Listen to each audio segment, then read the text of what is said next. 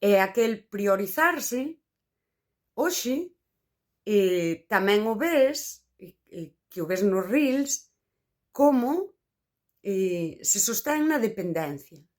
Tes que priorizarte fronte á persoa que está facendo outras cousas que ti non queres.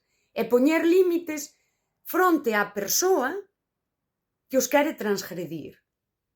E iso é este amascrava, esta sadismo, masoquismo. Non é un priorizarse no que ti quítaste do medio. Saes dese campo de batalla, que para min é o único priorizarse que hai. Apártome, non quero estar aí. Eu non me priorizo frente da outra persoa. Eu non preciso que a outra persoa se domee diante de min para confirmar que me prioricei. Porque iso volve a ser ese sadismo masoquismo, ese ama escrava. Sigue sendo unha loita. Priorizarte é protexerte e sacarte do medio. Non é atacar porque así xa non me fan mal a min. Iso non é protexerte, iso é atacar.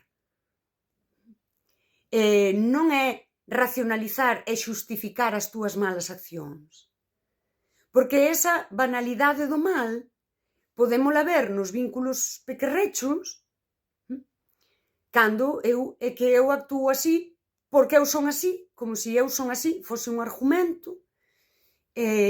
Podémolo ver nese é que como a min me fixeron mal, eu protéxome facendo mal. Iso é banalidade do mal. Eu banalizo o mal que fago porque entra dentro do normal, das dinámicas que se nos venden como boas e que non deixan de ser unirte a unha masa de persoas iguais, no sentido de que se comportan igual, que son autómatas, e esas dinámicas relacionais normalizadas nese idea de apegos inseguros, normalizar os xogos de poder e romantizar o ghosting, o silencio, sí, a distancia, porque todo iso pasa a ser indicativo de que o vínculo existe.